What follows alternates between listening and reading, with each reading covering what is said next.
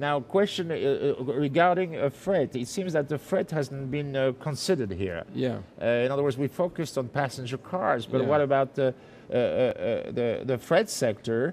And should really the EU legislation provide more support for more radical transport policy at the EU level, such as alternative transport modes on a bigger scale? Yes, I think so.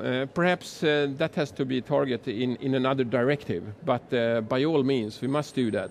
And my vision, Yes. that is that we could create corridors of railway. So you have the usual railway tracks all Yes. over Europe, and that you could have a corridor of a railway for transport of heavy goods, Yes. perhaps alongside the normal railway. But so you have the goods transport on a separate tracks, Yes. and you just can continue to travel the goods on those tracks, and then you have transport of persons on the normal tracks.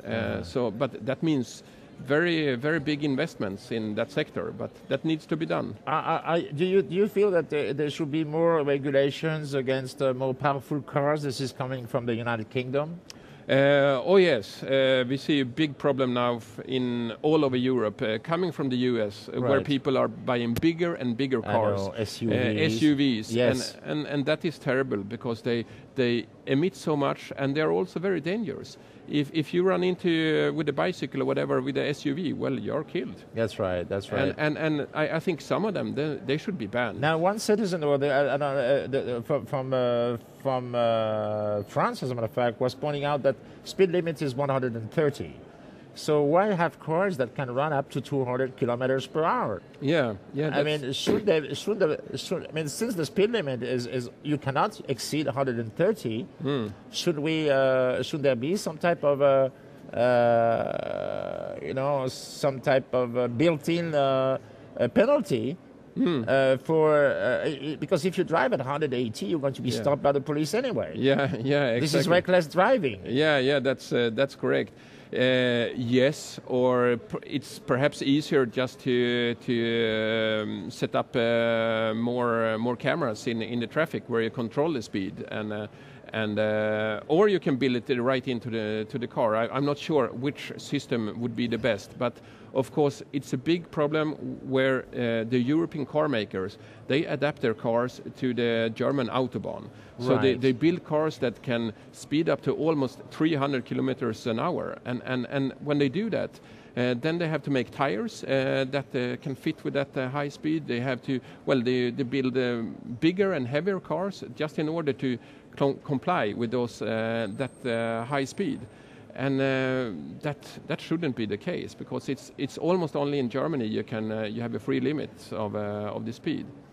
Now, tell me more, and to wrap it up, what is your thinking about the Sacconi's report? Do you feel that it's going to be adopted, or what is going to be what form is it going to have?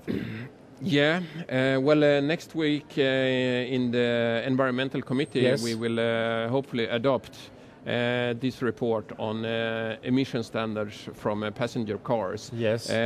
I hope and I believe that we can both get a long-term target for the emissions, Yes. and that we also get the short-term target. The short-term target should be 130 grams per kilometers, and that should start 2012.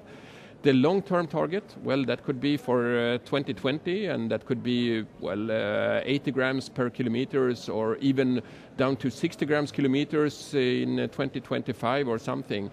And there are a lot of other things that we need to regulate in this directive, and it's going to be a hard battle, that's for sure. You still expect some pressure coming from the car industry? Well, I feel it all the time.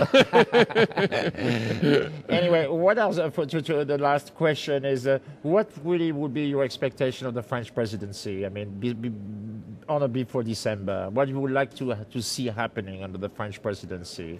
Well, I would like to see the French presidency to present some kind of climate change strategy where they show how we in Europe are going to comply with the international agreements that we have signed, and what kind of strategy we will have in the future for the whole planet.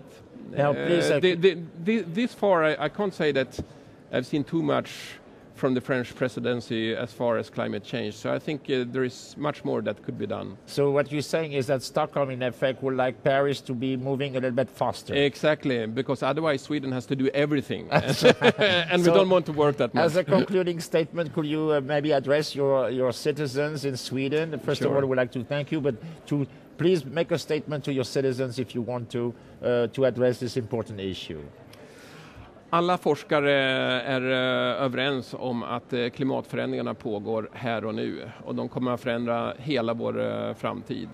Hur vi kör våra bilar, hur vi äter, hur vi värmer upp våra hus, allt sånt är sånt som påverkar våra utsläpp.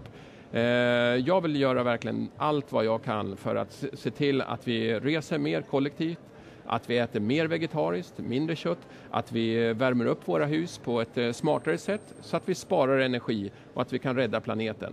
Det finns väldigt mycket att göra. Vi politiker måste ta vårt ansvar, och du som tittar på det här kan också ta ditt ansvar och förändra din livsstil. Well, thank you, Mr. Holmes. I appreciate it, and I hope to see you soon in Stockholm. Thank you.